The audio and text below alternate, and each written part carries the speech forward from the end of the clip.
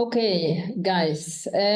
So good afternoon, good morning to whoever is joining us in the morning, and evening to whoever is joining us across the globe. So it's my great pleasure to welcome you to today's webinar. It's on food and nutrition innovation to advance the brain economy. So this event is organized in the context of the World Economic Forum Brain Economy Action Forum, where the Euro-Mediterranean Economists Association is honored also to serve as a pathfinder organization together with other organizations present today, and is also aligned with the G7 Canada Brain Economy Summit. And I'm very happy to see George here, which is advancing a global movement around the globe to place brain capital, brain economy at the center of economic policy making and economic prosperity. So today's conversation represents a very important step in connecting food and nutrition policy with broader objectives of the brain economy. An economy that prioritizes cognitive development, mental well-being, and the skills needed for green, digital, demographic transitions ahead, but also, unfortunately, in times of heightened uncertainty, conflict, and crisis that we can see every day. So at the heart of our discussion lies really very important intertwined challenges that can, in fact, no longer be addressed in silos. So we need to have an integrated approach that takes into account all the elements that we need to think about, like from, for example, food policy, nutrition, brain health, brain skills, and also economic prosperity, going also to look at the impact of climate change and how the impacts on biodiversity losses are impacting our soils, which really lead to impoverishment in terms of nutrition and in terms of the food that we are eating. So globally, we can see clearly that malnutrition, whether due to undernutrition, obesity, micronutrient deficiencies, remains a major barrier to brain development and mental health. So there is clarity on these elements. And we know it, for example, particularly in countries that have and suffer from malnutrition. Now, poor dietary patterns are now one of the leading risk factors for non-communicable diseases, depression, cognitive decline, and neurodevelopmental issues in children. So this is also elements that really have to put on the top of the agendas globally, particularly in this complicated, I would say, global economy we are living in. At the same time, our food systems are really straining under the weight of climate change, biodiversity loss, as I mentioned, with the impact on soil fertility and soil richness. This leads to economic inequalities overall, particularly in countries where they do not have proactive policies to deal with these challenges, but also unsustainable production models that are really favoring as much quantity versus quality, and also are driven into, I would say, shareholder value, maximizing shareholder value at the expense of the environmental value, the social value, and the well-being value that we would like to develop as economists and beyond that. So these conditions not only jeopardize physical and ecological health, but also the very foundation of the cognitive function and societal resilience. And this is what we would like to bring some answers to it. So in reality, what we would like to see as is more inclusive and sustainable economies that must ensure also that our food system nourish not only our bodies but our minds overall. So investment is key. Understanding the magnitude of the problem is also key. But then beyond investment, I think we need to really change the paradigm and really bring all these different, I would say, disciplines together, economists, environmental people also, neuroscientists and other disciplines together to really think collaboratively on what should be done. So really, our webinar today is trying to really think about these elements together. And then I'm quite glad to thank our collaborators, the Rice University Baker Institute for Public Policy and the Brain Capital Alliance and Brain Capital Hub, whose leadership and collaboration were essential to this really journey, which started 5 years ago. I'm also extremely happy to have many of you collaborating and working together toward this great journey. And today, here from Barcelona, I want to welcome Felice Jaca. Felice, she's a friend, but also an expert in food for mood. So it's really a great pleasure to have her here with us today. And obviously, this webinar is publicly broadcasted. So, and then we hope to have a report after this webinar that will be published right afterward. So without further ado, I would like to give the introduction for our first speaker, George Bradenberg. He's the founding chairman of the Davos Alzheimer Collaborative. Davos Alzheimer Collaborative is pioneer in all this thinking, also brain economy. And it's a great also pleasure to have you, George, with us today. I know that you've been leading the discussion in the G7, also in Davos last year. And I'm very happy to, as EMEA, we collaborate with your institution as pathfinder for this movement on the brain economy. So, George, the floor is yours to share with us the main conclusions of the G7 Canada Brain Economy Summit. George, to you. So thank you very much, Rem, and thank you for your leadership over the last several years in developing these narratives and these ideas and concepts that we need to develop and then turn into action in order to improve the brain during its entire life course. We got the same brain when we're born and we die. So we've got to make sure that we take care of it and provide it with great nutrients, and at the same time fight against the brain disorders that occur across the life course. The Davos Alzheimer's Collaborative, launched at the World Economic Forum in 2021, was launched in partnership with the biopharmaceutical industry and the World Economic Forum, in the belief that, in fact, Alzheimer's was a global health crisis at the same scope, scale, and social and financial impact as infectious disease. So it is very much in the line of Gavi and CEPI, but with respect to a neurological disease. What we've learned, even just in the last 4 years, is that Alzheimer's is really the product of a wide variety of risk and resilience factors that occur during the entire life course.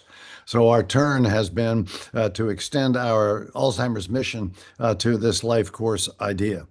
As most of you know, the Davos Alzheimer's Collaborative did mount a brain house at Davos 2025 to bring together all elements of the public, of private and patient communities around the brain, from those that are interested in maternal health and infant health, to those that are concerned about mental health in the adolescents and young people's industry and education, as well as the World Health Organization, the biopharmaceutical companies, and a variety of other players. So we're very proud of that, but that is just the good narrative of bringing people together. So we plan during 2025 and leading to Davos 2026 to conduct a series of convenings of different segments of society or in different contexts in order to assure that we begin to develop an action plan that, in fact, will turn the narrative of this life course notion of protecting the brain into reality. So we held an event in Houston, Texas, solely devoted to the business community. to say that, in fact, brain health is, in fact, a business issue. And the Houston community has bought into this, is now intending to make Houston a leading global hub of brain health and the brain economy. Indeed, the power industry and the energy industry now think that this is of a course or of a size and scope and scale comparable to changing from oil and gas and fossil fuel power to renewable sources of power, and that in fact the brain power is what they need to do this. And the key element that came out of that was twofold. One was how to measure excuse me, how to measure brain capital in the business context, and how to assure that we turn that from a cost into an asset and something to be developed, potentially with private and public sector working together. Texas just adopted a $3 billion commitment to the prevention of dementia. So the operation of a public and private sector working together on this issue, at least in Texas, was foremost. And that produced a press release in which Houston asserted that it was going to become a global hub of innovation in this space. We just this last Saturday had a side event at the G7 in Calgary, Canada, which was the product of several virtual meetings of all the support groups or the areas of support traditionally supporting the G7, from business to labor to think tanks to youth to women and to other segments of society, bringing together their thoughts about how brain disorders or brain resilience affects their sector or their segment of society. And we produced a declaration there on the brain economy and its its importance to all the segments of society, public, private, and patient. We also recommended to the G7 heads of state that they adopt a working group at the finance and health minister level to bring forward a plan in cooperation with all these segments of society by the G7 in France next year. And so the G7, as you know, this year has been pretty significantly focused on war and tariffs and a variety of other things. So whether or not they do that, we will not know until probably tomorrow, as even the ability to do a joint communique is at risk. They themselves have decided not to issue a joint communique, but to have each country issue a communique and potentially their joint communiques on particular topics. So we will not see until their end of that meeting, which will end today, what they will have decided to do. Our next meeting will be at the United Nations General Assembly, 3 days in September, right at the time of the convening of the UN General Assembly, and obviously be taking this to the global level. And then we will have the biopharmaceutical industry at Lausanne in the early part of October. And we will have a meeting alongside the G20 in South Africa in the early part of November, which will focus on this issue in the context of the Global South, which has different sets of issues. They are going to be the workers of the 21st century as we have declining working populations in the North. So they have a much greater focus on resilience, which does start at birth, and it does start with nutrition in mothers. So we will go back to Davos 2026, again, have another brain house, but this time with an action plan. What segments of society have to do what in order to bring about the brain economy that we want to bring about? So that's my quick report over the course of 2025 and leading up to the brain house at 2026 in January in Davos. Thank you very much, George, for this great overview. I think it gives us a lot of, I would say, excitement to be part of this journey with you and with others. And I think this is so important now that it's reaching out the desks of economic policy people who will really bring brain health and brain skills and brain capital as a key driver, as you mentioned, for economic prosperity going forward. And at the same time, we can see that, as you mentioned, Houston Brain Hub, this is essential. And here in Spain, we are trying really to develop a hub within our collaborators in Catalonia and also in Spain to really try to move in parallel. And work you're doing for the G20 is also essential because Africa, for example, is key into really being part of this dynamic going forward. So I think these are all great news, and I hope we can bring some value added in that respect. So our next speaker is Felice Jaca. Felice, she is a director of the Mood and Food and Mood Centers at the Deakin University. Felice has published largely on many aspects related to food for mood and how the food system should really be redesigned into, I would say, addressing all the problems that we are facing, not only physically, but also overall in terms of our mental and brain resilience. So I'm again very happy to have Felice here in Barcelona today. And Felice, the floor is yours. Thank you, Ren. Now, if the presentation, is that shared? Yeah, here it is. Oh, perfect. Fantastic. And do I move it forward from here or will be from out there? So I head up the Food and Mood Centre at Deakin University, and we've really led the field of nutritional psychiatry research from its inception, which I'm very pleased to say has now had a major impact on clinical guidelines around the world and on, you know, the way that the paradigm in psychiatry, I would say. And what nutritional psychiatry is this where nutrition and industrialized nutrition and our food system as the leading contributor to illness and early death via its impact on chronic disease. And then, of course, mental health, mental disorders, and things that come under that rubric, including things such as dementia and ADHD, autism spectrum disorder, etc., that increasingly contributing such a major burden of disease across the globe as the burden of infectious diseases abates somewhat. How do I advance like this? No, there we go. Yeah. So nutritional psychiatry is research that looks at how the food that we eat daily contributes to mental and brain health across the life course. And as I said, we've had a big impact on clinical practice and on, I guess, the public knowledge. Our work is reflected in many, many high-level policy documents around the world, but yet we're not seeing any changes in policy.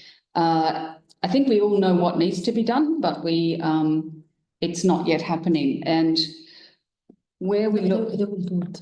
I'll let them do it? Okay. Yeah, you'll tell them next time. Okay, so what we have, of course, now after more than a decade of research is a very large, very comprehensive and importantly, really, really consistent evidence base that the quality of people's diets is linked to their risk of common mental disorders. So this is particularly depression, but also anxiety.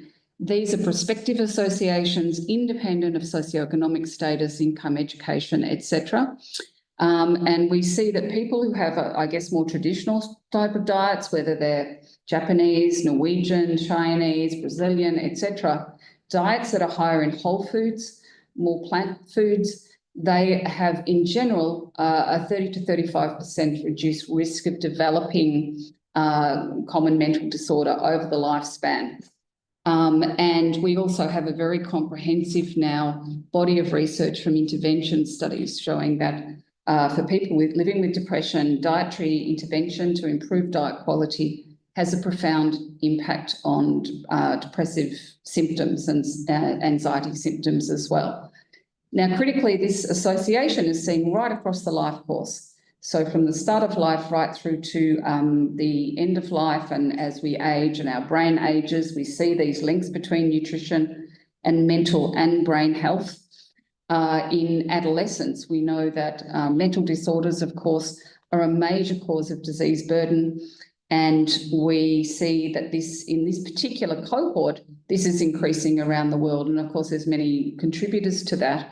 But one of the things we think is really important is the food that young people are eating. We see very clear, consistent dose-response relationships between the quality of young people's diets and their risk for common mental disorder, independent of family background, socioeconomic status, other health behaviours, etc. These relationships are not driven by body weight. In fact, we see these associations at every level of body weight. So this is not a matter of obesity per se. This is completely independent of body weight. I think that's a really important point. But going back to right at the start of life, there's a large body of evidence now too that the quality of diets during pregnancy is linked to children's mental health, but also neurodevelopmental disorders. So changing these. Next slides. Do I need to let them know if we need to progress? Just and the next one as well. Next couple of slides, actually. So the data that we're seeing and that we're generating, that our colleagues are generating, is seeing this very clear link, not just between mothers' diets during pregnancy, but also children's diets in the first through a few years, linked to mental and brain health, linked to ADHD, linked to autism spectrum disorders. And it seems that mothers' diets are playing an important part in this, but it's the mother's microbiome that is a function of their diet, and the microbiome of the infants, which we now know is critical, not just in training the immune system, but also in brain development. Next two slides, thanks. We're a bit delayed. So this is for adolescents. This is for infants and maternal diet. Next slide, thanks. This next one is looking at ADHD symptoms and diagnoses from these very, very large Norwegian cohorts. And as I said, many studies pointing to early life nutrition being critical to brain development in the start of life, but with the microbiome, the gut microbiome, as being an essential mediating factor. But of course, young people, like everyone in the Western world in particular, but increasingly in the global South, are eating very, very badly. So in Australia, less than 1% of toddlers are eating the recommended intake of vegetables, less than 4% of adolescents, less than 5% of adults. Australian teenagers eat on average 7 serves of junk food a day. Now, this is very much a function of our industrialised food environment. These foods that are very ultra-processed, they're ubiquitous, they're heavily marketed, they're very cheap, they're very socially normalised now. You can give all the individual lifestyle advice in the world, but with the obesogenic environment in which we live, food and what people are eating is extremely poor. And the focus has been very much on calories and profits rather than on health. So if we have next slide, thanks. Yes, so we know from the UN Food Summit report from 2021, and this I would describe maybe as a bit of a back of the envelope estimation, because there's so many data that we don't have and so much knowledge we don't have. But the costs of their industrialised food system globally, roughly $20 trillion a year. More than half of that is the cost to human health, but the largest chunk of the rest is the cost to the environment, because our industrialised food system is the leading cause of biodiversity loss. And it's not just tree clearing, it's not just animals that are lost through industrialised farming, etc. But really critically, it's the biodiversity in the soil, the microbiome of the soil, which then influences the microbiome of the air, the microbiome in plant foods, the nutrition density of plant foods, the maybe as many as 150,000 different types of phytochemicals that are in plants.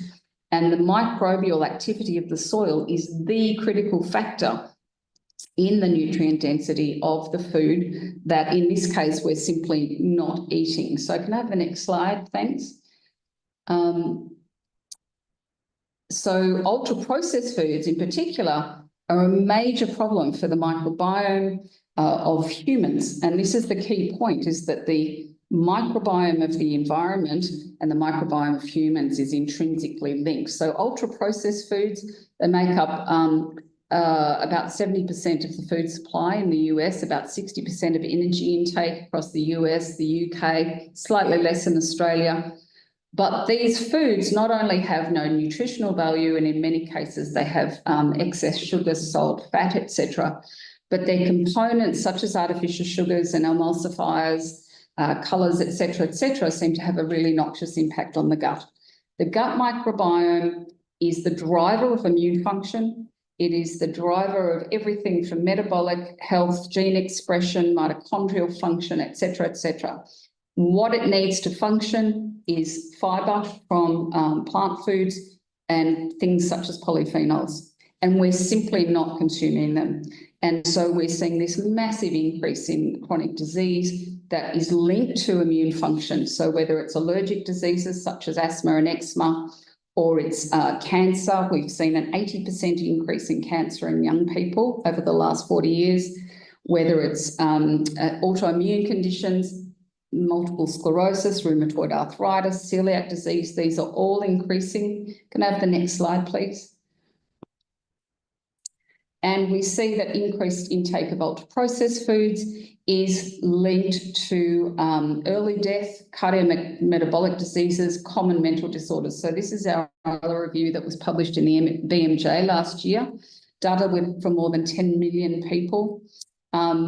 It was tabled in the UK House of Lords. It was influential in discussions in the US Senate, and tabled for more research into ultra-processed foods, because our research is showing that these ultra-processed foods, even when they're nutritionally balanced, they still have a noxious impact on the gut. And the gut, as the main driver of immune function and so many other aspects of our physiology, this is really problematic. Can I have the next slide, please? So when we think about all of these factors that are influenced by our diets and that are in turn linked to mental disorders, so our immune function, very important, gene expression, our neurotransmitter systems, our stress response system, mitochondrial function, brain plasticity, all of these are influenced by the microbiome in the gut. And through every aspect of our food system, whether it's the lack of polyphenols and fibre, whether it's the additives, whether it's the antibiotics in the food system, a major problem. We're losing the diversity of our microbes in the gut alongside the diversity of the microbes in the soil and the air and our plant foods. Next slide, thanks. This diversity, this loss of diversity is linked to cancer, to frailty and dementia in older age, metabolic diseases, type 2 diabetes, Crohn's disease, and so many of those autoimmune and allergic conditions that I mentioned before. Next slide, please. And we can see that as our food system has become less and less and less diverse and more industrialised, we've had this loss of diversity in our food intake, loss of diversity in the microbes that we're consuming and in the air and the water and the soil. And again, this corresponding massive increase in allergic diseases and immune-related diseases. Next slide, thanks. As people move from traditional societies to the West and undertake, start to increase their intake of these ultra-processed foods, you see a loss of bacterial enzymes associated with plant degradation, loss of microbiome diversity. And this seems to increase with obesity and is compounded across generations. Next slide, thanks. So what we eat is absolutely critical to our health because it's critical to our microbiome. But what your food eats is the really critical factor. So the soil, the way we look after our soil, the way we farm is absolutely essential to every aspect of human health as well as planetary health. Next slide, please. We're starting to see these new data that in this case, there's 2 studies from this group in Finland where they took microbially active soil versus just dirt with no microbial activity, added it to the sand pit, the play box in childcare centres. The children who had exposure to the microbial active soil after 2 weeks, they had increased microbial diversity on their skin that correlated very directly to changes in their immune function and improvements in immune markers.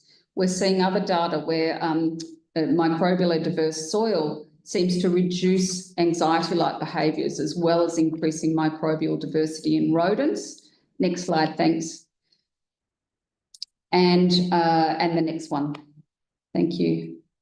And we've just finished a pilot study with a regenerative farm that is based on a school at a high school in Victoria, Australia, where young people, teenagers from the school that has the regenerative farm, compared to teenagers at an equivalent school close by that doesn't have a regenerative farm, had a far healthier microbiome profile in their gut. So we think that school lunch programs where the food is coming actually from regeneratively farmed produce can help to really address poor diet in young people, which of course influences the health of the next generation because we're seeing this intergenerational transmission of disease due to really poor nutrition. It addresses food security, and I think it can really play an important role in re-establishing biodiversity of humans and human health, as well as re-establishing this understanding of food and real food and addressing the issue of industrialised food. So there's many more things I could say, many more data, but I'll leave it just there and we can have a discussion later. Thank you very much, Felice, for this great presentation. I think this is eye-opening, I must say, and at the same time makes us think that all is connected. And with the next speaker, who is Martin Lukács.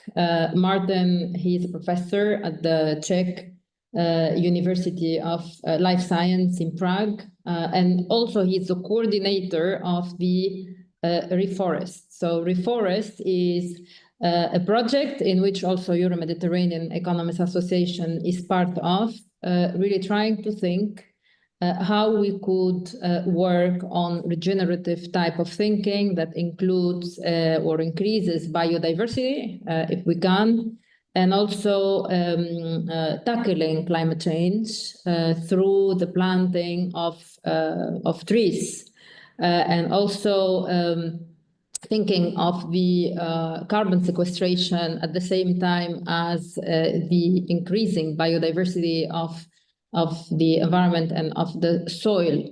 And I think now that the project is really advancing a lot, Martin, and listening to George on a global economic setting, where we're heading, and also what Felice is mentioning on this interaction between biodiversity of the microbiome and also of the soil, what we eat. And of course, this is a call for really rethinking our food policy system on how we are producing the food and how we are eating, and also increasing awareness in that sense. And of course, we are all scientists, everyone in his own discipline, trying to bring certain solutions. But of course, we can work as much.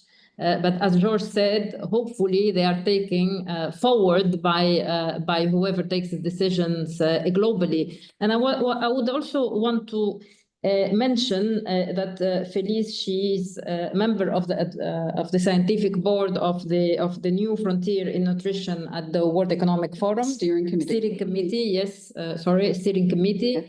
And I think it would be really great to have this connection with the work we're doing at the Brain Economy Action Forum to bring this interaction, because I saw this very nice record that you shared with us, and I think it's really clear in the heart of what we also want to do to connect nutrition to brain health, brain skills, and also brain economy overall.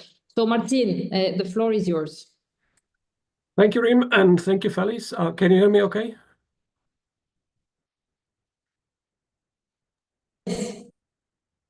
Yeah, okay. So I was invited by Rim to introduce the Reforest project, and she sold it to me as we need to show a connection with the brain economy and brain function and improving the facility of humans to think. And you can link it to Reforest. And I said yes. And then I looked and I went, what?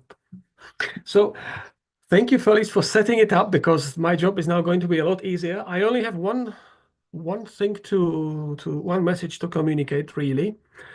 I think the linkage with the wider brain economy or the brain health is clear by now. So as you mentioned, the diversity of microbes in the environment is directly linked to the diversity of microbes inside humans who come in contact with that environment, and the more diverse these microbes are in the human body, the better the brain functions. So I think that's the thing we can work from.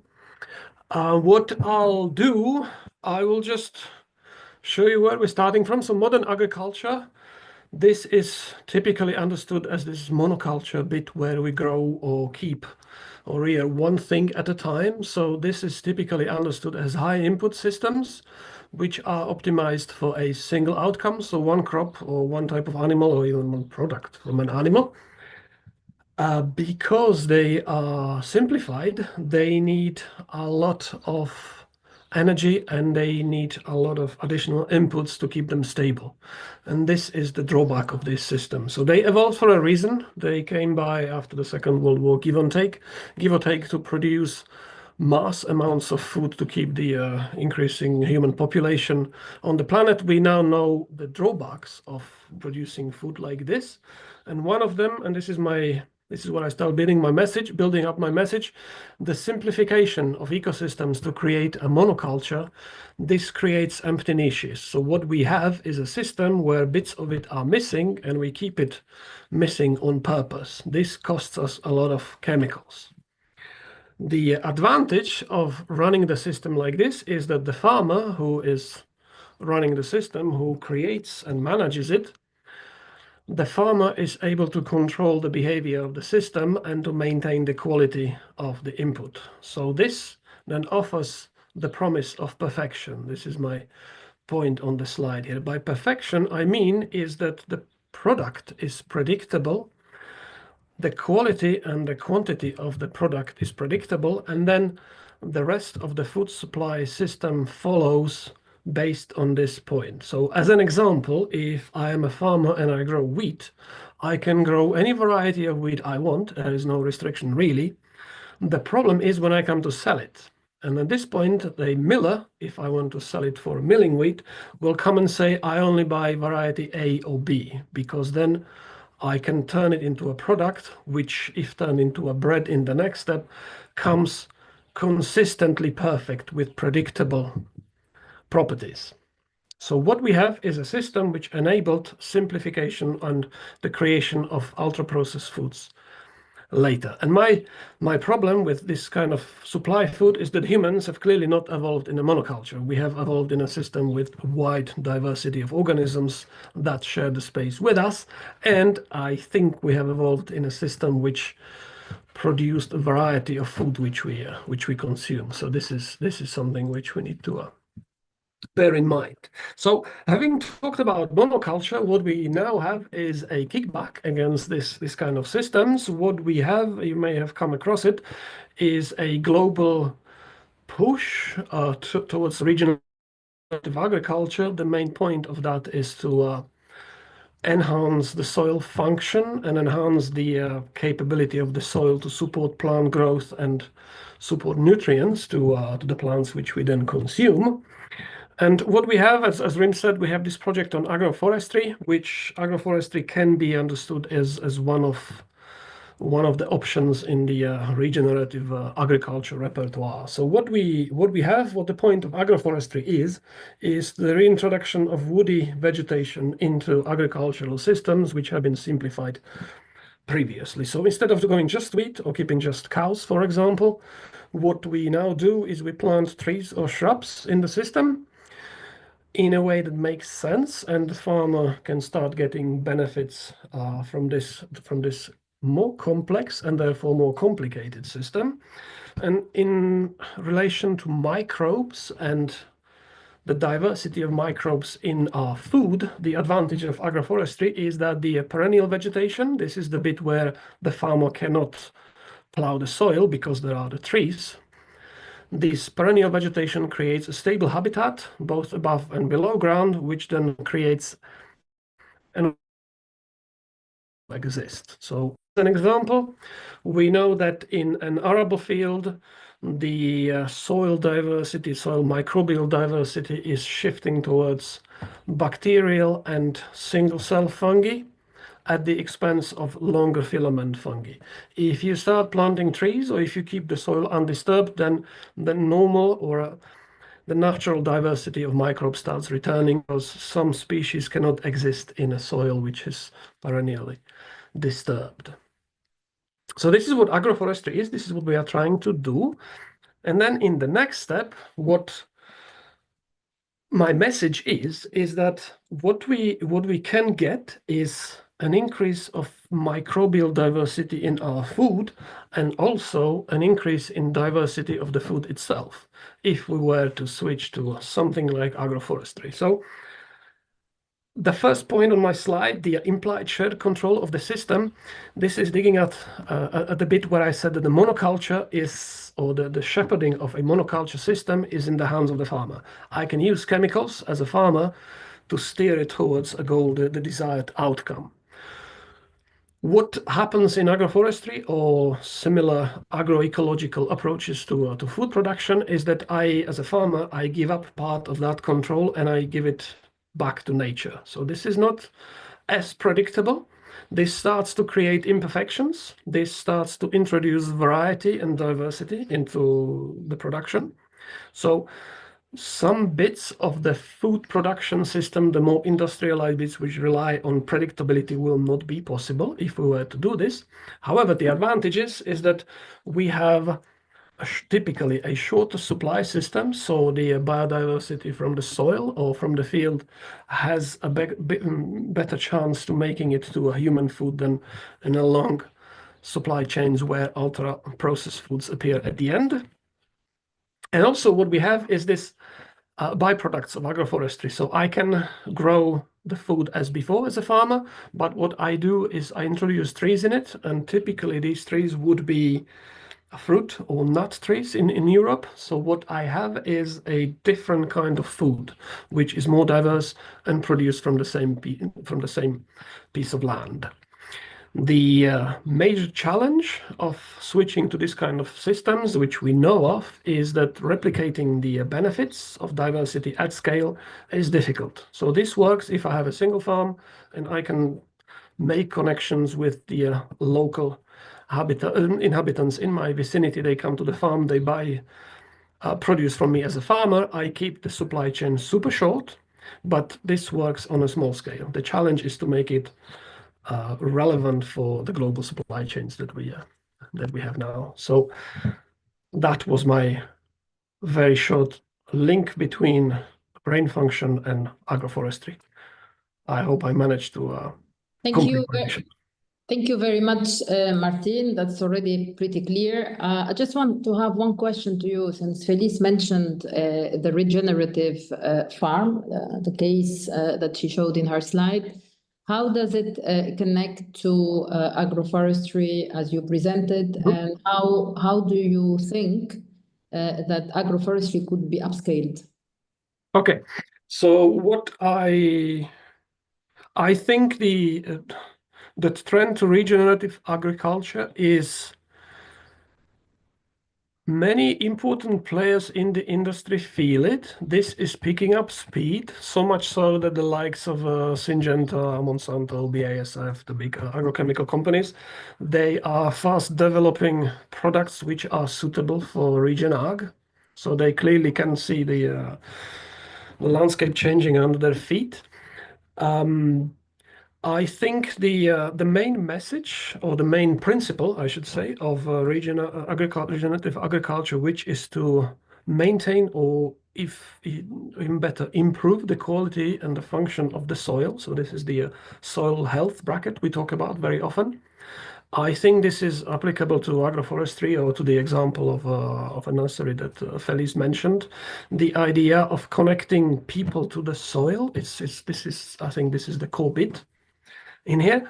And the last part of your question, how to upscale agroforestry, is this is a very diverse system. There are many, many examples where people have been using this for decades or centuries. So what we need to do now is to make sure that the information on how these systems can be run and how they can be of benefit to the farmer and to the wider society, we need to make sure that this is widely accessible and people can connect with the system.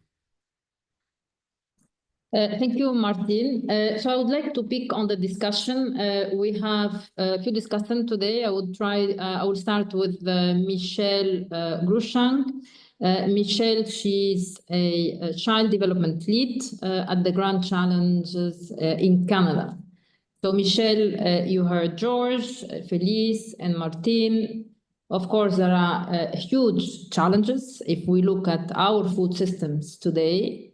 We also have challenges in terms of the nutrition and the food presented to the kids in the schools, for example, maybe less at home if the families are coming from, they have the knowledge and also the awareness and the means to give diverse food, and they are aware of it, but also in the schools and in the public places. So how do you see this, and what is your view about what you heard?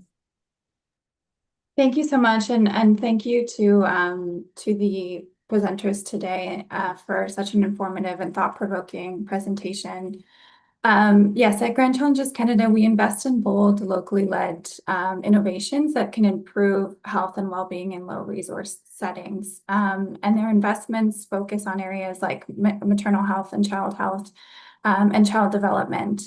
And part of that is really looking at the first 1,000 days of life, starting from conception, as was mentioned today, which of course represents a really critical window for brain development, where we know that the child's brain is forming more than 1 million neural connections every second. But we also know that these connections don't form in isolation. So we focus our work on the World Health Organization's Nurturing Care Framework, which looks at health, early learning, responsive caregiving, and crucially, nutrition. And I really appreciated the speakers today who noted that this is a really critical window, but it doesn't end within this time. And it's really about a lifespan approach. Our approach is really thinking about that early years time and how that can contribute later into life.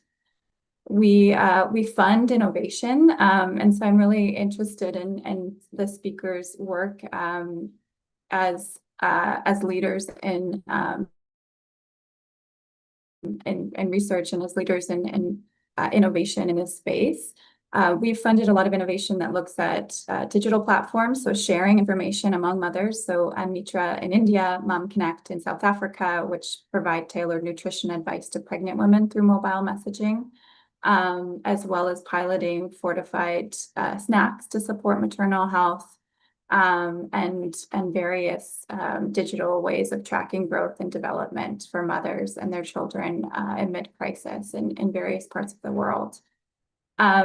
I've really appreciated, as Martin suggested, that innovation in agricultural systems is a really important piece to this and is also necessary outside of the work that we've done so far and invested in so far, really recognizing that these investments are necessary, not just in educating populations, but ensuring that the right food systems are in place for access to healthy, nutritious food.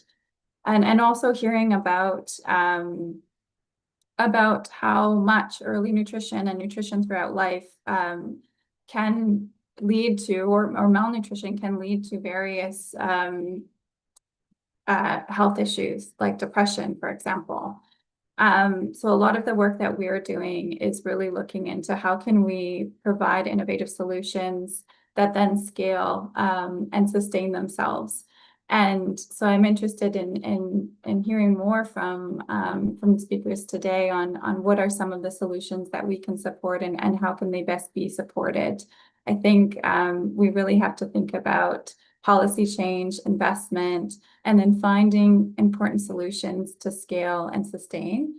And I think that has to come from both a private and public sector support. So I really appreciate those coming together to ensure that we're able to learn from each other, work together, and bridge systems, as George was talking about earlier today, and ensuring that we have multiple players at the table. So not just academics, but also people in the government, policymakers, even community workers who are working with individuals to support individual knowledge translation and making sure that that everybody has a good sense of what nutrition is for them and how to access it. So at Grand Challenges Canada, we're really focused on making sure that we are investing in the right solutions, but not just investing in the solution, also scaling it and sustaining it. And that has to happen through system change and through government change. So again, just want to appreciate what was mentioned today by the speakers on the call. And I think there's a lot more to do in terms of investing and scaling and recognizing that there's multiple different players who need to participate in this. In our focus, we recognize that economic systems are really reliant on those early years. So if we're not intervening in the early years, the first 1,000 days of life from conception in nutrition and in adequate nutrition, then we're seeing individual lives who can't reach their full potential and who can't then contribute back to communities and societies. So thank you to the speakers today for your words and insights. I really appreciate them. Thank you very much, Michelle.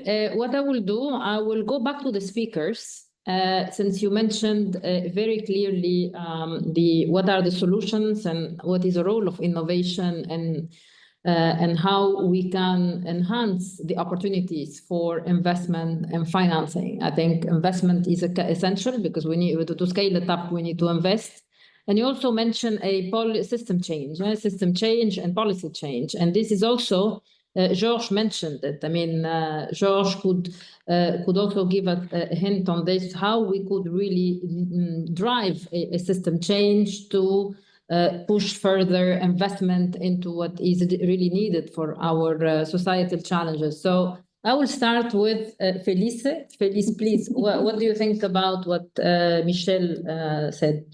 Look, I think that, Michelle, you mentioned something that I think it's a particular phrase that I've heard and that I regard as being a little bit problematic, which is around self-sustaining. And I think so many initiatives that are supported by government or philanthropy are expected to show that they can be financially sustainable after a period of time. And what we see, certainly in Australia, and I suspect that it's very common, is that the investment that's required to shift things in the public health space is not one that is easily able to achieve some sort of internal financial security after a period of time. So, and I'll use the Farm My School as an example. This was initiated by two very passionate farmers in the area who saw that this particular high school had a very large piece of land that wasn't being used. And they suggested that the whole community could come together and create this regenerative farm that would produce food that could be sold to the school community at a very subsidised rate, but also create opportunities for the community to access very good quality food to address food insecurity. And when it was initially put forward, the support required it to become financially sustainable within a period of time. Now, it's very clear that this won't happen. These are not systems that are easily able to generate profits, even if they can cover their own costs. Our feeling is very clearly that access to good food, healthy food, is a human right, and as such is something that populations and communities have to invest in and not expect a financial return from. That actually it does require ongoing funding, but that money spent is incredibly valuable in terms of its outputs over time. Getting the benefits of outputs is, of course, always a challenge over time, because with prevention, all the costs are up front and you don't see those benefits for a long time. So there has to be a consensus that access to good food for everyone is a human right, and it's something that the whole community needs to actually invest in. That's difficult to achieve. You see it happening in smaller populations, Scandinavian populations, but much more difficult. The other thing that, one of the things that Martin mentioned was the at scale, showing the benefits at scale. Now, I also see that this has been one of the challenges in the regen space. I work with a really remarkable group in Australia now, where they are showing the benefits, and more to the point, the financial benefits, the productivity benefits at scale. And they've developed systems that can really massively reduce inputs and really increase outputs in a way that is not prohibitive. But then again, it still needs investment up front to make those changes. So again, I think it comes back to governments and policymakers to invest in the transition. And then once things become standardized and you get economies of scale, then these systems do shift, but they need major investment up front that does not necessarily require a profit in the short term. So all of these things are challenging, but I always think the data are what changes things. And when people have knowledge and they have data, then they are empowered to make better choices. The big danger, I think, is always once you have these big agricultural companies like Monsanto stepping in is greenwashing, and I think that that's a major issue because, of course, regenerative agriculture is a major challenge to the profit system of huge companies that are selling herbicides, pesticides, fungicides, tractors, et cetera, So huge challenges, but I think education at the population level is very helpful. We've written one children's book that's been very popular, and we're writing another one because we think that that's a very good way of upskilling the general population in a way that they can access and doesn't require a lot of health literacy.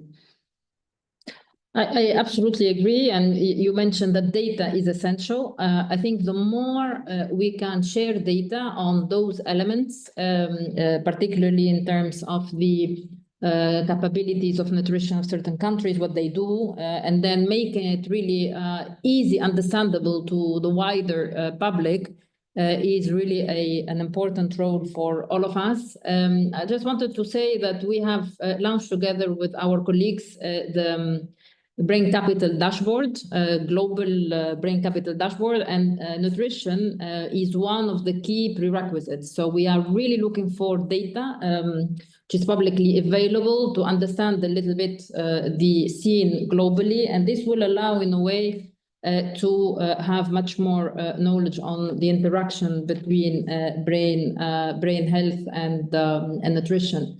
Martin, what do you think of what Michelle? Okay, I'll try and steer back to agriculture because this is what I know about, and not too much into human nutrition because I'm not an expert on that. So, two things that jumped out at me as I was listening to you talk. One, okay, this is the agricultural bit. At University of Reading in England, we have this long-term collaboration with Waitrose, which is one of the 4 big supermarkets in the UK. And last year, they announced a public commitment to go to 100% Regen Ag for the UK supplier base by 2035, so in 10 years' time, which scared quite a bit of the supplier base because... That's great. Right? But my point is that this is not going to go away, and I think the switch to something like Regen Ag is only going to pick up speed. So I think the space for use this as for greenwashing is getting smaller by the day, because there are fairly well defined principles and rules of Regen Ag, and now we start to have an industry that is supporting either the switch or the enhancement of growing food in something resembling regenerative agriculture. So I think this is a very positive shift, which is maybe last 2-3 years that is picking up speed. There were the enthusiasts and people which have been pushing it for decades, but they didn't manage to get very far. Now, thankfully, this is a move in the right direction. And the other thing which I picked on, and this is not my area of expertise, was these initiatives, this expectation that this kind of initiative should be self-sustaining and possibly even show a positive financial return in future. I think this is a case of misguided thinking, because if we take an example of smoking and using tobacco, we knew about the disbenefits of doing it for a long time. The information was publicly available, not many people were acting on it. And then at some point, the government stepped in and created regulation and financial disincentives to continue smoking. But as a policy, no one expects this to be showing us to be self-sustainable. The government clearly recognized this is a bad idea to do it at a population level, so we better stop and then put measures in place. So why not do something similar for food? Open question. I don't know the answer. We don't know the answer either. George? Well, actually, Martin touched on the point that I would have liked to have heard a little more about, and that is whether there is ultimately going to be a return here. If in fact the reason for ultra-processed foods and the reason for monocultures is cost reduction and scaling of the supply of food in order to relieve potential starvation and food insecurity around the world, if we change that culture to a more diverse biosystem and get rid of ultra-processed food, will we end up creating food that costs a lot more to consumers? So I just don't know the answer to that, but Martin really touched on it. Is this a matter of regulation? And in regulation that produces a better health result, but will we get much higher cost food and recreate a food insecurity problem? Not healthier food, but for fewer people. Common misconception. This is the question. There are trade-offs, absolutely. Yeah, So I think that this is a very, very common, I guess, misconception, I think, that has prevented the uptake widespread of landscape restoration, agroforestry, regenerative techniques. This idea that we're only going to be then producing food that is very expensive, it's very specialised, it can only be accessed by certain people. Certainly, there will always be a need for some sort of ultra-processed food to address issues of, distance and refrigeration and these types of things. But there are incredible innovations in the space now, whether it's through, fermentation, for example, in the case of food preservation. But again, going back to these players who are now showing at scale that they can increase productivity, not just keep it the same as conventional, but increase it whilst reducing inputs, so reducing the cost to farmers of all of these inputs, which actually are sending farmers broke in many cases in many parts of the world. The increasing need to keep putting on more and more fertiliser and more herbicides, pesticides, etc., actually reducing those input costs, increasing productivity and producing food at scale. So I think there's much that is not well understood by, I think, farmers in general in many cases. That is part of the whole equation. It's education of farmers, not just education of the general public. What I think is really interesting is that big groups like the Bionutrient Foundation in the US are showing that the variation in nutrient density can be as much as 50-fold between say one carrot and another carrot, one lettuce, another lettuce, and that this is driven by microbial activity in the soil.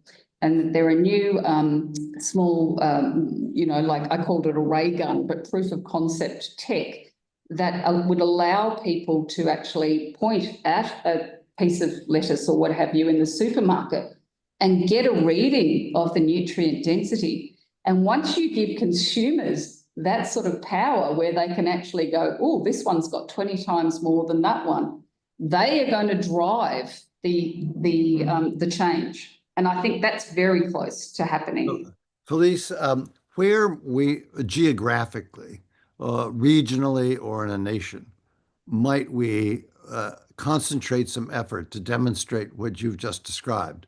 That is a system change that, in fact, demonstrates that there is a business model here that will not increase cost to consumers. It will increase choice for consumers. It will increase the health of consumers. I mean, we can't do this on a global basis simultaneously for everybody, or No. maybe we can, but where can we try this out to demonstrate your proposition that there's a business model here that's sustainable? Look, I think it's a great question. Certainly in Australia, the large scale productivity that I'm talking about has been demonstrated in some large farms in Australia. We have looked carefully at Tasmania as a self-contained state within Australia, as possibly a living lab, something where, and we've been trying to get funding to do this, where we can map the system as it currently stands. Tasmania produces a hell of a lot of incredible produce. There are many, many small producers of using regenerative approaches, but there's a large degree of food insecurity at the same time in the state, and much of the food is exported and is a sort of a niche product, if you like. So we've been looking at Tasmania as this potential case study where we could, over time, and of course these things don't happen quickly, but we use very well-established and very powerful methods for mapping systems and getting engagement across the sector, whether it's politics, policy, schools, farmers, the general public and consumers, to all take part in this systems mapping and make these changes to the system, and then actually collect data all the way along and evaluate all the way along and have this as a test case. Now, I think it's a marvellous opportunity, but of course, this could also be done in other countries. And I know in the US, there's a lot of really interesting work happening in the space as well. I think it would be delightful to elevate sort of Australia or those other places that are really doing this and can demonstrate a path to a sustainable business model, and elevate that at the international level so that we can look at it, see it. Investors can identify how much non-dilutive capital from government or philanthropy is needed to get to a place where, you know, there is a return orientation to the investment that could be made in it. I think it's really exciting. It's a really insightful question, George, and I'm so glad you asked it, because now it's got me thinking. I mean, I know so many of the key players in Australia who would leap to this, but it really does require that upfront investment in collecting the data in the first place. But you also have a systems change point of view here, which says it's not just the farmers, it's not just the land, it's also the schools, it's also major grocery stores or outlets for this food. It's retail. And an ability of consumer to actually choose the better nutrient foods. So it's a systems change thing. We need to demonstrate it at a scale, but not a scale that's the whole globe simultaneously. Yeah. It's a scale that basically can be made visible and as a model for other players. So I think what you're doing is terrific. Yeah, well, what I'd like to do, put it that way. Fantastic. So we have a plan here. So let me introduce Fernanda Leza. Fernanda, she is the City Center of Environmental Health and Medicine. She from the University of Texas Medical Branch. So we will get another approach. Now, Fernanda, the floor is yours. Yeah, thank you so much, everyone. This has been very exciting, engaging discussion so far. And so I think there were a lot of things that we talked about. Obviously, we talked about importance of nutrition and brain health across the lifespan, and the potential role of sustainable agriculture. So what I like to extend the conversation now is to the role of environmental exposure. And I think that Felicia touched upon a little bit, and maybe Martin as well. And essentially, it's this current the current food that we eat is definitely enriched with pesticide, insecticide, plastic contaminant. And so I think that in addition to the richness of food is also the quality of food and you know and the chemical residue, the chemical burden that these food come with. And so I think that pesticide, insecticide, plastic contaminant really deserve closer attention in these interconnected discussions. I know a lot of, there's been a name of Monsanto. Of course, there's like big pharmaceutical companies behind. So, and the discussion needs to be, delicate and open to make sure, that we have a path forward for alternatives. And so again, we was clearly emphasized, transformative power of food for brain well-being broadly. But really, as I said, the role of this contaminant is very, very important. There is an increasing number of publications, some just that I pulled from recent Science or Nature publisher that really find not only correlations between exposure and brain disorder, but also causation, which is really, I think, a game changer. And so the effect of exposure, even at low level, level that are currently considered tolerable, at least in the U.S. by the EPA, can really to environmental toxic and a variety of toxin, particularly pesticide and insecticide, are really showing increased risk or manifestation of phenotypes and symptoms that have been associated, particularly with neurodevelopmental disorder. And so this is something that our center focuses on, and many other researchers across the globe. And so with that, especially what is very critical for us is, at least for me, what I want to bring to the attention is this growing evidence of chronic low exposure to certain pesticide and their toxicity on, especially in children, potentially affecting brain development, behavior, and with this long-term cognitive outcome, neurodegeneration as well. And the problem is there's also a lot of bioaccumulation. So it's not only moving forward, it's just also looking backward. What are we going to do with all this contaminated soil and food? So there is a concern about dietary safety, and not so it's not only just in terms of nutrient, as was discussed, but also in terms of chemical burden. There is a question of moving forward, but also looking back. Or how do we clean what has been currently contaminated? And so again, there was very exciting discussion about how things are produced. It's not only how our food is composed, but also how it is produced. And I think appreciated a lot the sustainable, evidence-based dietary practices that could actually be integrated in reducing exposure to harmful environmental input. So I think that this concept of chemical burn should be integrated into our forum today. And I think that going, just a little more in detail of what Felice was talking about, I think I found very inspirational her studies on nutritional psychiatry. I think it's a great term, and I think there is tremendous evidence on how food and play a role, and the role that food plays in mental health. And again, I think I'd like to emphasize that we should include this discussion on environmental toxic, and so we know for sure that there's a toxic and those environmental pesticides have effect on gut brain axis, inflammation, hormonal regulation, neurodevelopment.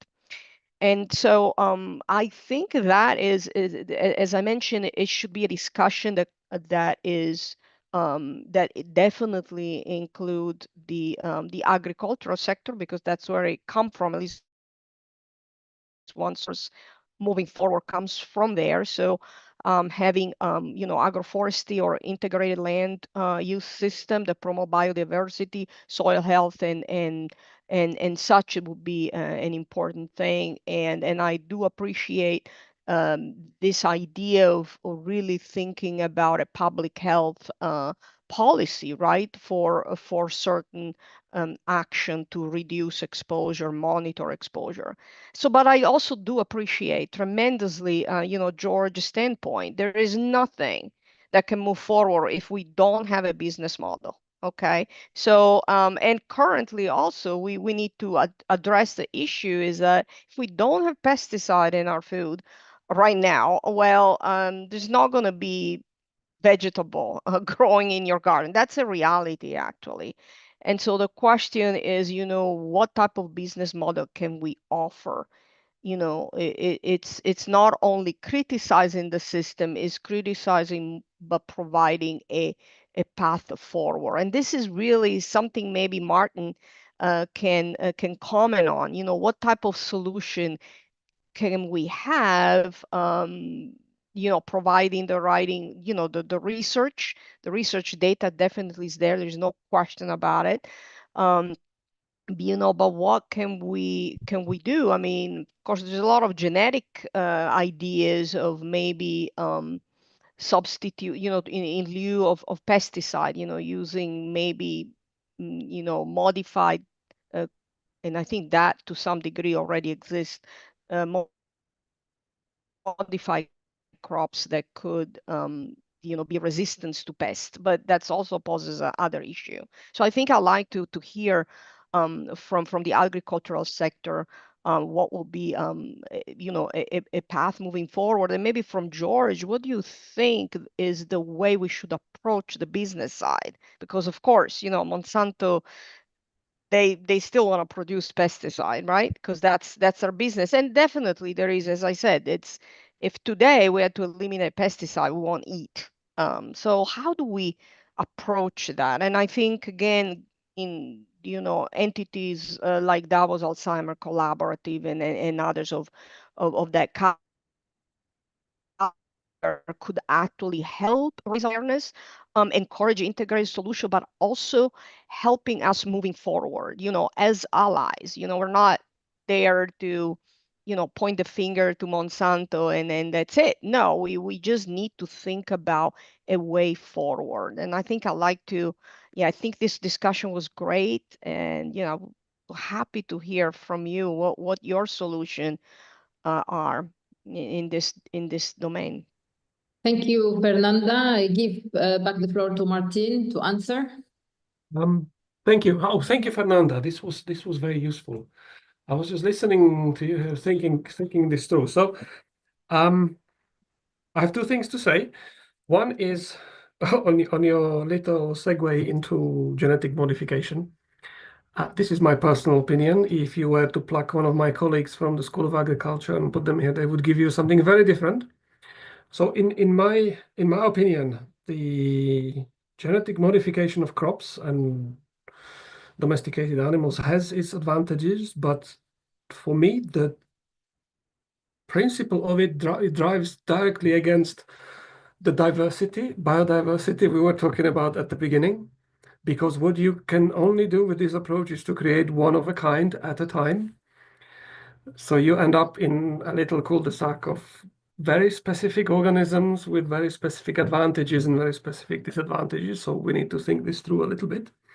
But what the main bit I wanted to mention is that I was thinking about this business model for the region ag or diverse food or more nutritious food. And I think we have the example of organic food, which this has been around for quite a while, but never really took off. There were signs of organic market expanding, and then it shrank again and expanded, and it shrank again, and it seems to be stuck. And I think what we had was the producer side, farmers which were willing to make the switch and started to produce organic food.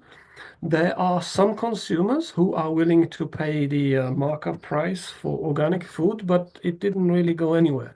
And it may be because we did not have anybody in the middle who was willing to put some innovation and some thinking behind this. And this is where I think the collaboration with Waitrose and the decision of Waitrose, which is a supermarket, is a reseller with a substantial ecosystem of farmers producing it directly, and I think even more importantly, of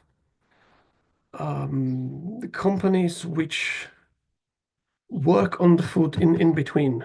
This will be the various processors. There is, for some type of food, the supply chain is fairly short. So a farmer supplies a supermarket which sells to consumers, and we can pick this up. But for other types of food, there is a long processor chain in between. So if we can pick some of these players in the middle and see how do the benefits or the disbenefits of a switch to RegionArc permeate through the supply chain, and which are the buttons we need to press to enable a system change, I think this could provide us with the answer. George?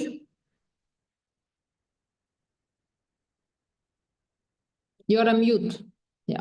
Yeah, I didn't have my hand up, but Harris is poking me in the ribs to note that RFK Jr. in the United States would love to find a way to make this happen. I think we need to give him some models, whether it's in Texas or somewhere else that you all think would be good, to get a model of change here, that he could invest non-dilutive financing and then have sort of whoever the Elon Musk of healthy food might be, pick that model up and take it forward and scale it. So just as a practical step forward, if it's Australia, great. If it's Texas, great. But we need to find those places where he could invest in to demonstrate that, in fact, he's always been right, that this is a food problem that's causing young people's mental health issues. I think it would be terrific if we could figure that out. Just an American political reaction. It may be that Europe is a better place to do this, but you do need financing here that will say, you know, it's like investing in the University of Texas, $3 billion to prevent prevention, and then have them just do science. The answer is no. They have to think about how they can invest in something that turns out to be non-dilutive capital for an investor who can then take it forward, but whose risk is reduced because the government has invested some money in making it happen. So I guess I'm just I'm a lawyer by background, not a scientist and none of this, but I'm just saying we need the business model that we can present to either high net worth funders or to the government or some other way to get non-dilutive capital into a startup in a model that can produce the model for what to do this at scale. Absolutely. Harris, Great. your hand. Yeah, thanks, George, for opening this up. I think that this point about return-seeking investable opportunities is something that I don't think many of us have thought about until recently, until we realized that government budgets are being stretched and the appetite for, you know, grants to research is being stretched, and so many governments now, you know, they have to spend money on the war economy, war preparations. So how do we give return-seeking opportunities to development banks and to governments? I think that's one of the things that we've really focused on with the European Investment Bank and getting more involved, Rim, as you know, with banking and finance people. So that's sort of point one, is we really need to think about return-seeking opportunities, which George is mentioning. And RFK Jr. is interesting as the Secretary of Health and Human Services in America, because he really is, when you look at what he's trying to achieve, although we don't know exactly what he's going to achieve, but he's looking at food dyes, chemicals, whole foods, reducing ultra-processed foods. He is a very controversial person, and he has many beliefs that are not backed by science, but he is trailblazing in the area that we're talking about today. He is going up against oligopoly type situations in the agriculture sector. And so is there a way to work with him in a way that can get more research into this area that we're talking about today to study, but then, as George says, other forms of capital? And it is a question as to whether RFK Jr.'s model in America will be taken up and influence Europe and other countries to invest more in food and nutrition innovation and research. So, or will his influence just stop at the four walls of America, the four borders of America?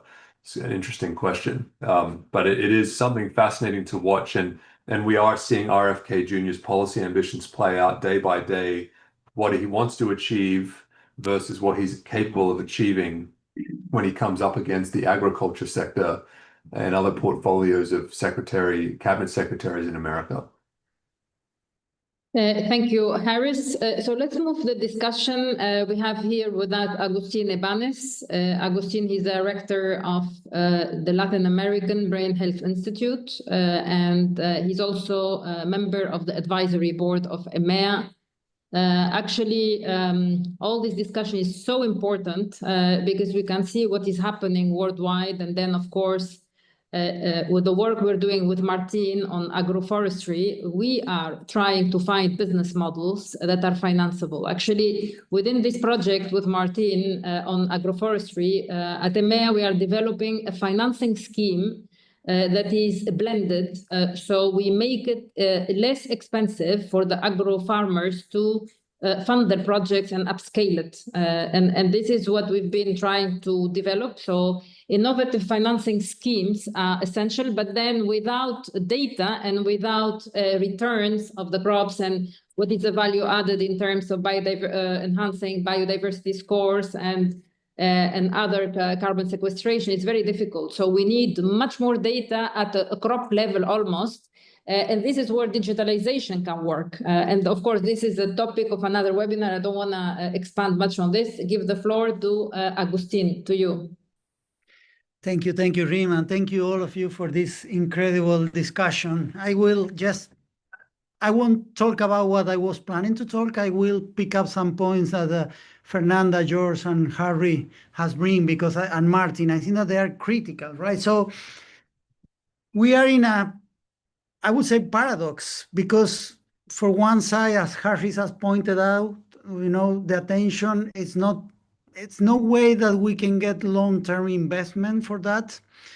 But at the same time, nutrition is the exemplar of the long-term consequences. So I don't know who are the economists apart from Rim here, but that we need, it's really, new economical models that can bring first these macro factors and these long-term effects. If we don't bring these two things, nobody will see the consequences. Nobody will see, that in the long term, we will lose much more money if we don't change agricultural science now, if we don't change lifestyle, if we don't change diets. Nobody see this, but we are absolutely sure about the economical consequences, right? So we need to do something with that, because as Harris has pointed out, nowadays is even less opportunity for developing investment on that. So nutrition is, for me, the exemplar of what a kind of economical model should do. I would say it's two things. So first of all, we need to show up the long-term consequences.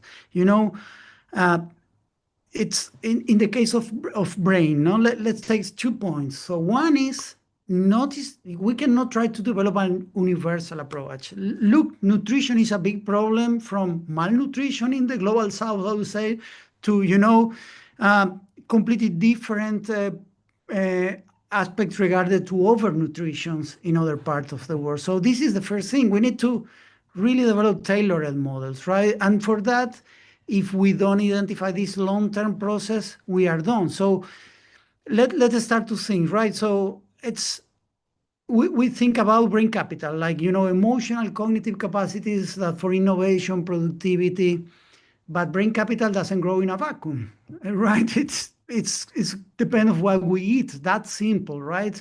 It shapes genes or hormones or neurons, how we handle stress, and micronutrient shortage, omega-3, iron, folate, vitamin D, they not only impair learning, they increase vulnerability for mental illness and stress. And this is having an intergenerational effect. So a mother's diet can alter her baby brain through epigenetic changes. And thin chemical markers that affect growth function. And these effects will ripple across generations. So we need to show the economical consequence of that. We know the economical consequence. We need better models or better, I don't know, how to convince the people, because this is a fact, right? And then the other problem is, about this idea that for tailoring models. So we need to develop really, really tailored model for nutrition in these cases, because I think that is, of course, they are common background. I study the exposome, know how different environmental factors impact the brain. But it's not just agrochemicals, it's food, security. That is completely different in California versus, let's say, in San Juan, my province in Argentina. So we need to think in precision models for economy, bringing brain health. So this is my short answer. I was talking, trying to talk about the planetarian diet and many other things, but I would love to bring the discussion to you guys about this point, how to make the case for a better economical models. And Harshit, please go ahead. Thanks, Agustin, and I totally agree with you, these sort of precision models. I think today Felice has articulated some opportunities in the global north in the context of, say, Tasmania. I think we've talked about RFK Jr. as a present person in America that we could explore collaborations with or models with. To the global south point, Agustin, and for all, I'm particularly impressed by the former president of the African Development Bank, a gentleman called President Adesina. He had a big drive for gray matter infrastructure investment in Africa in particular. And I think that he basically focused on how do you prevent and manage childhood stunting and wasting, recognizing that, of course, early childhood brain development is so important. So there was a lot of investment and time and attention paid by the African Development Bank under the former president's leadership. And there's one statistic that I wanted to give here, which is very inspiring. It's about well, essentially there is modeling that demonstrates GDP growth for Africa if you invest in nutrition. And so we do need to also get to some of these models about if we make a certain dollar investment, what is the GDP growth attributed to increased brain power of a citizenry? And so it would be interesting to visit with the now former president, Adesina, and explore how we could work, and perhaps this is through the World Economic Forum channel that we've talked about, to engage someone like him and some other development bankers and other economists to try to put some sort of package together of modeling and pilot projects. Just very, very inspiring what the African Development Bank did. This is great, Harris, and this could tie up very well with the G20 in South Africa, where I know that George and others, we are also trying to work with under the G20 to bring some of those ideas forward. And I think this discussion is so important, not only to focus on the global north, but also the global south. And I think we have almost reached now the end of this webinar. I don't know if Felice would like to end with some words. Just very quickly, that one of the many projects that we have going at the Food and Mood Centre, we're 3 years into a 5-year project working with the Global Burden of Disease study, where we've set up a global task force. We have more than 30 big epidemiological studies from around the world, where we're modelling the link between poor diet as defined by the Global Burden of Disease study and depression so that we can get that pairing into the GBD. We can estimate population attributable fractions. It will allow each region and country to potentially actually model the burden of mental disorders that could be averted if they improve population nutrition. And then we hope to do this also with physical activity. So that will be one way in which at least there will be some hard data on what might be achieved in terms of cost saving if nutrition could be improved at the population level. Fantastic. So this is already a very nice way to end this webinar. Certainly, there is a lot of work to do. You mentioned, Agustin, a lot of rethinking of economic modeling. George mentioned that we need to keep having a business model in our thinking, because at the end, this is also very important if we want to make a change. And also, we need to take into account several aspects from different disciplines. So again, this webinar is another case of connecting in different disciplines, trying really to understand the issue from different perspectives, and at the same time trying to find a model that is interdisciplinary, multidisciplinary, to allow us really to get much more, I would say, value in our economic policies. And this is what we're trying to do. Of course, without knowledge from different disciplines, we cannot do it. And thank you very, very much for your time today. And we will keep in touch within our journey. And thank you all, and have a great afternoon. It's great to meet everyone.